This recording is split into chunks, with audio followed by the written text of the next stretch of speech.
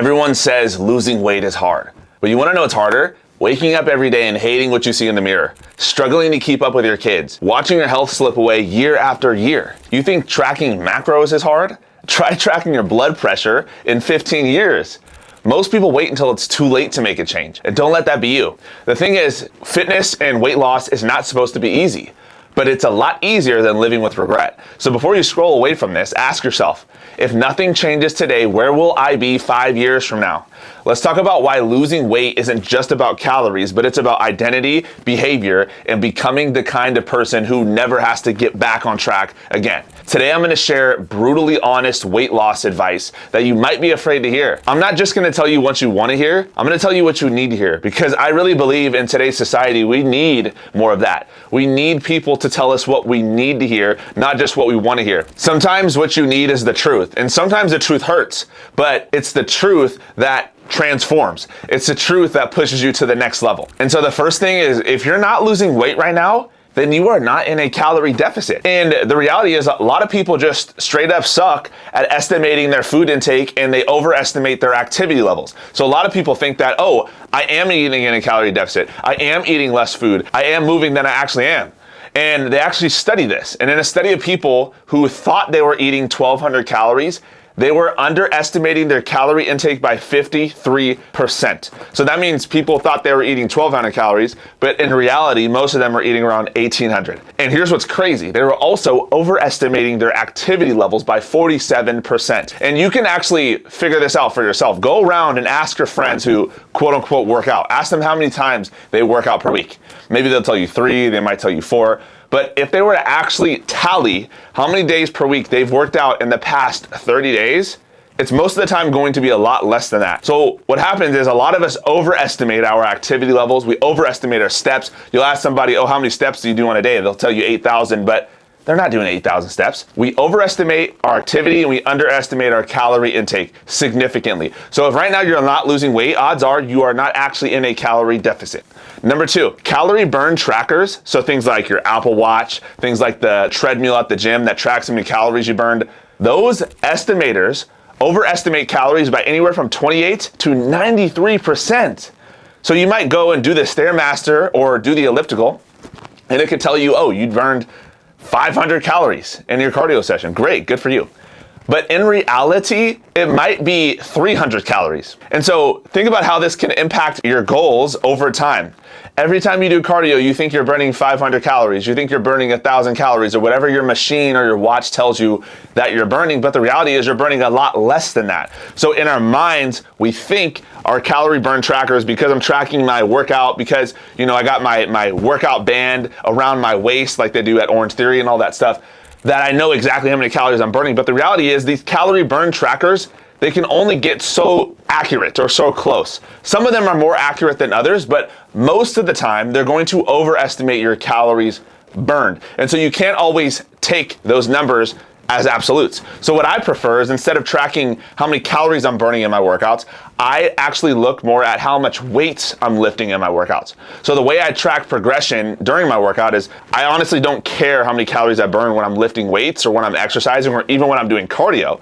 All I care about is, how many weights am I lifting? Am I progressive overloading? Am I getting stronger? And that should be your goal too, even if you have a lot of weight to lose. Number 3, your goal isn't even fat loss, but your goal should be to create a lifestyle that has the behaviors that make getting in shape automatic, because it's a part of who you are.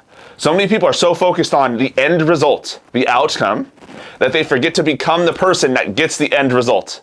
So if all you care about is losing weight, getting rid of belly fat, but you're not changing who you are internally, you're not changing your mindset, you're not changing your belief system, you're not changing your daily habits, you're never gonna lose fat. Maybe you'll lose it for a short period of time temporarily, but I can almost guarantee whatever weight you do lose, you're gonna regain it back. So the goal isn't even to lose fat, the goal is to become someone who loses fat. The goal isn't to get in shape, the goal is to become someone who is in shape.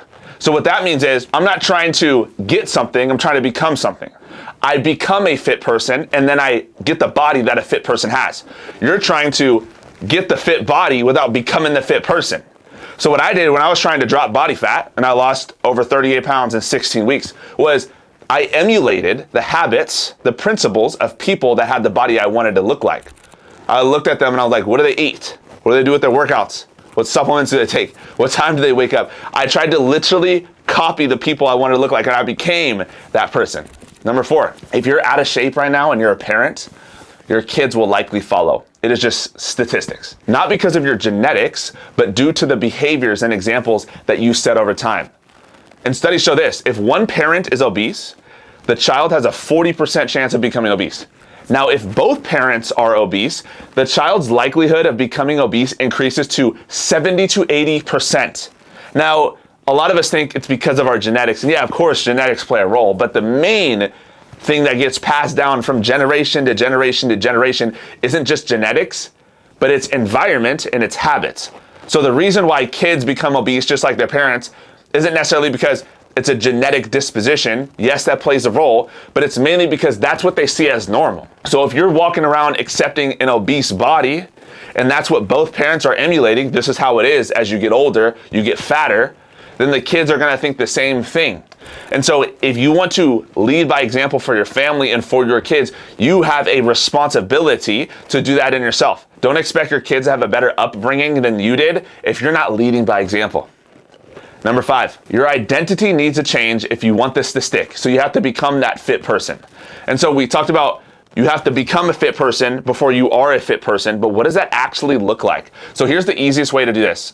Instead of trying to force yourself into that 20 or 30 pound lighter version of yourself, I want you to think this: what would the 30 pound lighter version of myself do today? What would the 30 pound lighter version of myself watch on TV? What would they think?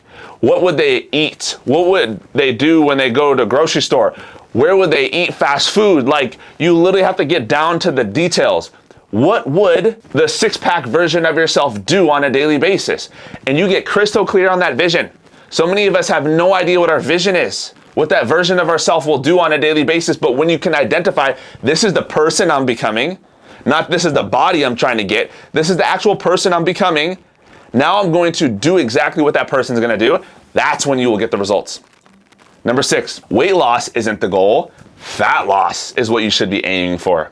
You're so focused on the scale changing that the scale never changes. If you lose 5 pounds of body fat, but then you gained 5 pounds of muscle, guess what happens?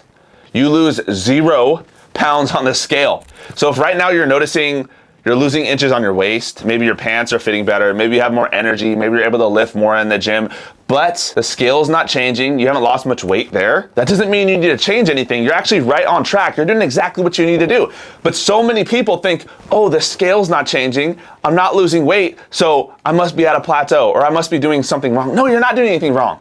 You're gaining muscle and you're losing fat. And when that happens, you lose weight slower. The goal isn't even to lose weight fast, it's to lose weight sustainably. And so you're so focused on fast weight loss and losing weight every single week that you get discouraged when the scale doesn't change. Are you kidding me? I would rather someone lose weight slower and keep it off while they're building muscle and enjoying the process than someone lose weight super fast and it's unsustainable and they end up regaining all the weight back that they lost. No, weight loss is not your goal. I would say 80 to 90% of the people I talk to, their goal is not weight loss, it is fat loss. And if your goal is to look better, to feel better, to be stronger, to drop body fat, to have more confidence, to have more energy, your goal is not weight loss, I promise. Your goal is fat loss. The only person that knows what that number is on the scale is you and whoever you decide to tell. So maybe a handful of people. Who literally cares what you weigh on the scale? If you look good, you feel good, you're strong, you're healthy on the inside, you fit into your clothes, that's the only stuff that matters. The scale is just a byproduct of those things. So if you're not losing weight at a fast enough pace, stop stressing about it. It's not that big of a deal. What is a big deal is how you feel and how you look. Number 7, there's no such things as losses in fitness. The only thing you have, the only L you have is lessons. So let's say you had a really bad day of eating. What are you gonna do? Cry about it? Boo-hoo? Or are you going to reflect on that day you had that was a bad day of eating and say, how can I not do this again? How can I make sure this doesn't happen again? Maybe you got triggered from work. Maybe you got triggered from a fight with your spouse. Maybe the kids were going crazy today and you ran to the pantry, you ran to food. Okay, so how can you make sure that doesn't happen again?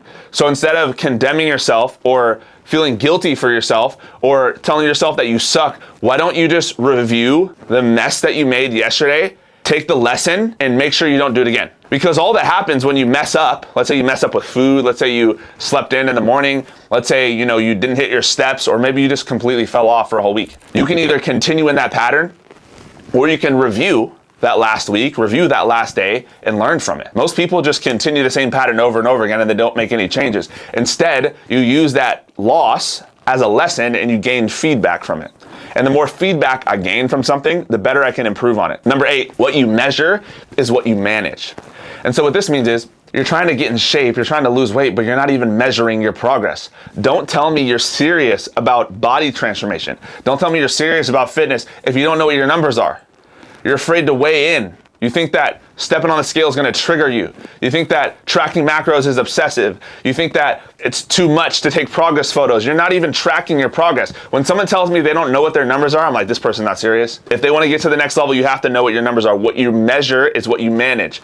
This means you need to be weighing yourself regularly. You need to keep track of your metrics regularly. Like, you can't just hope you're gonna get in shape. You can't just hope you're gonna lose weight. You can't just hope you're gonna drop body fat. No, know your numbers. I know how much I'm eating. I know how much water I'm drinking. I know how many steps I have. I know what the weights I'm lifting in the gym. I know what the inches are on my waist. I know the numbers. And then when the numbers don't change the way you want them to, cool, you can make adjustments to it. But if you don't know what the numbers are, there's no adjustments you can make. It's literally like trying to throw a dart with a blindfold on. You're guessing. So stop guessing and start measuring. Number 9, a lot of people think this: tracking food is obsessive. Tracking macros is not obsessive. The same way that tracking your finances is not a spending disorder. So people think, oh, tracking macros is restrictive, or tracking macros is too intense. But someone that budgets their finances isn't intense? And think about it this way: who's gonna save more money in the long term? The person who is budgeting and checking their finances every day, or the person who's just hoping that they're gonna save money? No, the person who actually knows their numbers will save more money in the long term. They will have a better financial outlook. It's the same thing with your nutrition. The person who eats healthy, yes, you can definitely see results and drop body fat by eating healthy and making healthier choices, but I could promise you, you will see better results. You will lose weight faster. You will lose weight more predictably if you track your food. So instead of being afraid of tracking your food, embrace it, learn it. The fastest way to your results, the fastest way to your dream body, is through tracking your macros. When you learn how to do this and you master this skill, you will become unstoppable. Number 10, the same people who say tracking food is too time consuming are the same people who binge watch Netflix for 3 hours a day. If you have time to scroll social media, you can track your macros. And so one of the biggest limiting beliefs behind tracking macros is that it takes too much time. Oh, I don't have time to do it. If you look at your phone right now and you have multiple hours of social media consumption, if you pull up your Netflix account and you got multiple hours and multiple shows watched, then guess what? You got time to track your macros. It takes the same amount of time. It takes way less time, actually, to track your food. The way that I teach it in my program is that it shouldn't take you more than 5 minutes a day to track your macros. It's that easy. And so using time as the reason why you can't track your macros is not a valid excuse, because you're already spending time on your phone. All you do is switch apps. It's not that hard. And so don't overlook this strategy, because it's huge. Number 11, if you say that you're someone who eats healthy, but right now you're 20, 30, even 40 pounds overweight, guess what? You are not eating healthy, my friend. Eating healthy has less to do with the type of foods you eat and the results you get from the foods that you eat. So there's a lot of people who are walking around with 20, 30, 40 pounds of body fat, extra body fat on their body, and they go to Whole Foods, they do healthy choices at restaurants, they try to live a healthy lifestyle, but they don't look like they live a healthy lifestyle. If you don't look the part, then you are not the part. You do not eat healthy if you have extra body fat on your body.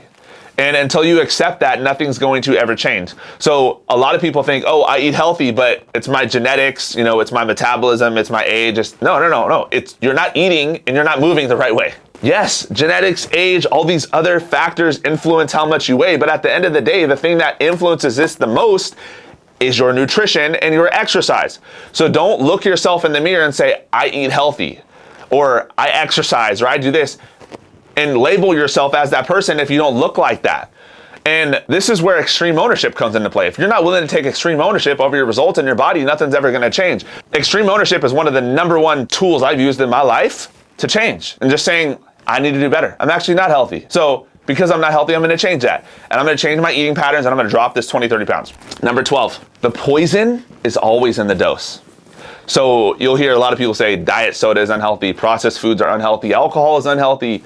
But here's the reality. If you consume too much air, too much oxygen, you can die. If you consume too much water, you can die. Have you ever heard of people doing the water drinking contest and they literally die from drinking water too fast and too much of it? You literally drown yourself. It's the same exact thing with diets. Obviously, they're different, but it's the same exact process with diet soda or processed foods or alcohol. The poison is in the dose. So if you have one Diet Coke, that's not gonna kill you. If you have 100 Diet Cokes, that might, right? If you have one burger, not the end of the world.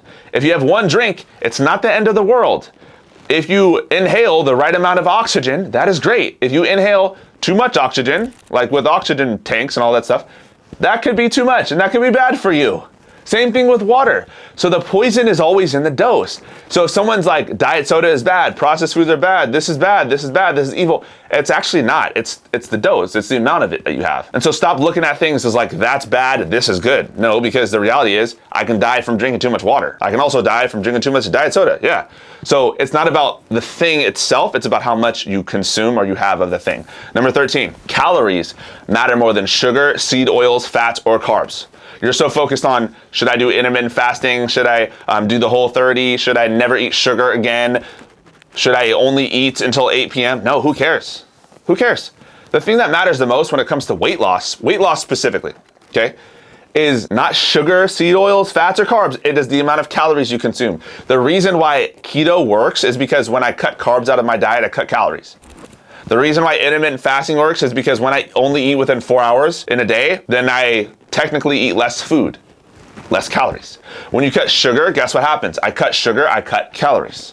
So a lot of these diets that are out there, the reason that they work is not necessarily because there's some special mechanism that happens when I cut carbs out of my diet or when I only eat 4 hours a day. No, the reality is when you cut carbs down, you cut calories. Number 14, you don't have to fear foods. So you'll see a ton of influencers on social media that do what's called fear mongering. So fear mongering is when, someone goes into the grocery store and they say, never eat this, it's gonna give you cancer, never eat this, it's bad for you here. And you see all these videos where people are telling you, this thing is horrible, don't feed this to your kids, blah, blah, blah, blah, blah, and you feel fear from that. So if you watch a nutrition video, if you watch someone in the grocery store and you don't feel good about that video, you actually feel fear. That's called fear mongering. And this goes back to what we talked about, that the poison is in the dose. I'll give you an example. Obviously, I'm not giving my kids Lucky Charms all the time, but you'll hear people say, oh, Lucky Charms is bad. If my kids eat Lucky Charms once every now and then, they're not gonna die, right? But a lot of people will fear monger certain things and they'll say, never have this. This is toxic. So they'll throw big buzzwords. And so if you hear buzzwords on social media, take them with a grain of salt. Yes, of course, you don't want to feed your kids Lucky Charms every single day, but at the end of the day, if your kid has a bowl of Lucky Charms once a week, they're not going to die from it. So in my opinion, do not listen to people who fear monger. Fear mongering is not beneficial. It just creates fear. And you'll even notice, like when I go into the grocery store, I don't bash other foods. I just say, hey, this one might not be the best, but if I were to pick, this is what I recommend. So when I try to make grocery store videos, I try to make them positive. Like these are the ones you should get. These are the best foods for this. I don't really bash foods because I don't want to fear monger. Because I really believe that fixing nutrition is more about addition than it is subtraction. Number 15, obesity is not about genetics. It's about your environment and the people you're around. Right now, if you're struggling with losing body fat, the first thing you should audit is your environment. Who are you surrounding yourself with? Odds are you might have friends, you might have family members that are also struggling with obesity. One of the best things that I ever did for my health was surrounding myself with other fit people that had bodies, that had lifestyles that I admired. If you're trying to drop body fat and all weekend you spend time with people who just drink alcohol, eat chips, ice cream, fast food all the time, doesn't matter how strong-willed you are, you're gonna have a hard time sticking to your healthy lifestyle. So one of the easiest switches to go from someone who is obese to fit is starting to surround yourself with other fit people. Now, how are you gonna surround yourself with other fit people if you don't even know any fit people?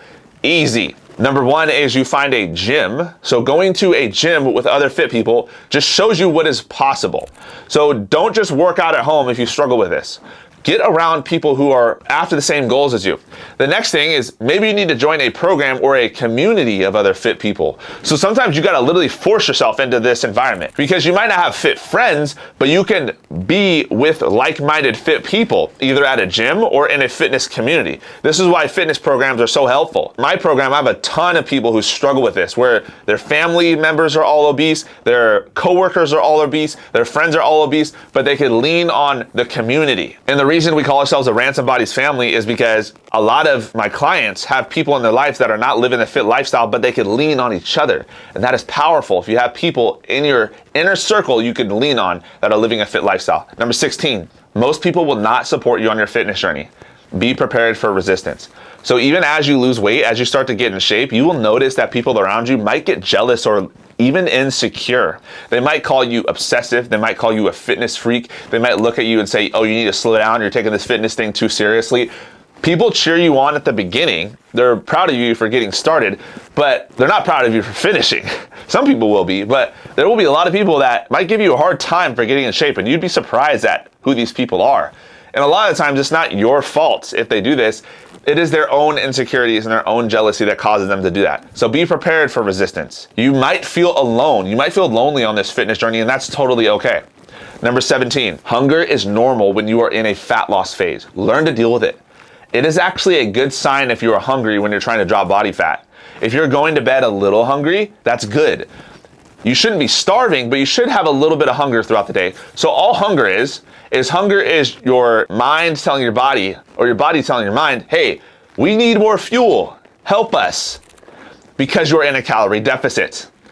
So whenever I feel hungry and I'm on a fat loss phase, I like to trick my mind and say, this is the exact moment that your body is dropping fat. Keep going, keep going. These are the moments that count. So embrace hunger. It's okay to feel a little hungry.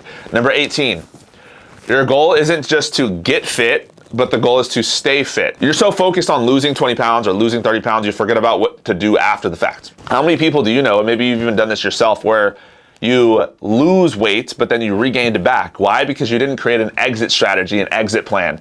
Don't just focus on the weight loss, focus on the process after the weight loss. So the goal isn't just to get to 15% body fat or get to 12% body fat or whatever that goal is for you. It is to stay there, because the reality is you will be on a fitness journey until the day you die, forever. And I literally don't even understand when people tell me this. They're like, I'm not on a fitness journey right now, like I'm too busy. Like, actually you are. If your heart is beating, if your lungs are breathing, you are on a fitness journey, whether you like it or not. You are on a health journey. You actually don't have an option to pause your fitness journey or to turn off your fitness journey. You will always be on a fitness journey. Maybe it's a bad fitness journey, but you're on it. Number 19, exercise and working out isn't a punishment. It is a reward. There's somebody literally in a hospital bed right now who is just praying for the ability to walk, and you're over here complaining you got to do 10,000 steps. There's someone who literally has to walk 12 miles a day just to get clean water, and you're complaining because you got to drink a gallon of water a day. Like, when you put it into perspective like that, that exercise, moving my body, working out, isn't just some punishment, isn't something I have to do, it's something I get to do, something I'm thankful to do, you always get better results.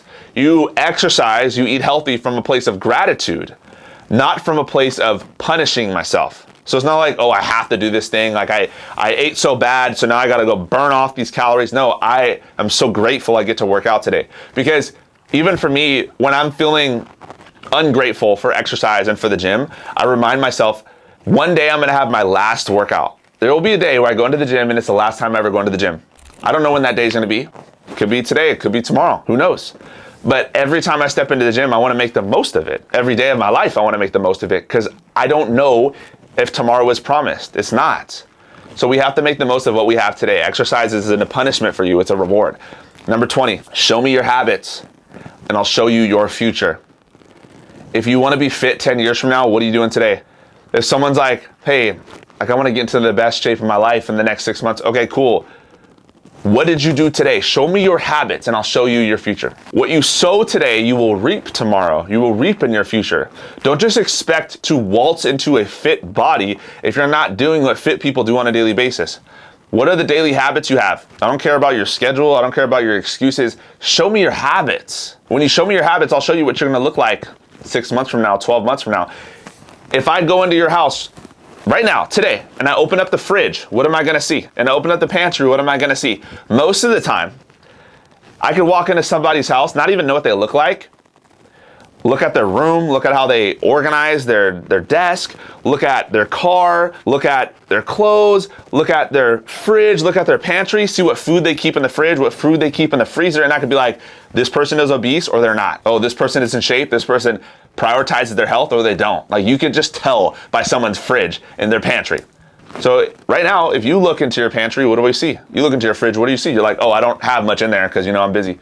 Yeah, you're probably someone who doesn't necessarily prioritize your health, and you eat on the go all the time. And because you eat on the go, you don't make good choices or good decisions. Show me your habits, I'll show you your future. And I hope you got some value from this video. This is my brutally honest fitness advice for someone who's trying to drop body fat and lose weight. And sometimes you don't just need to hear what you want to hear, you need to hear what you need to hear. All right, so I hope you got some value from this video. If you want to learn more about coaching and working closely with me, just fill out the link in the description below and I'll reach out directly to you to see how I can help.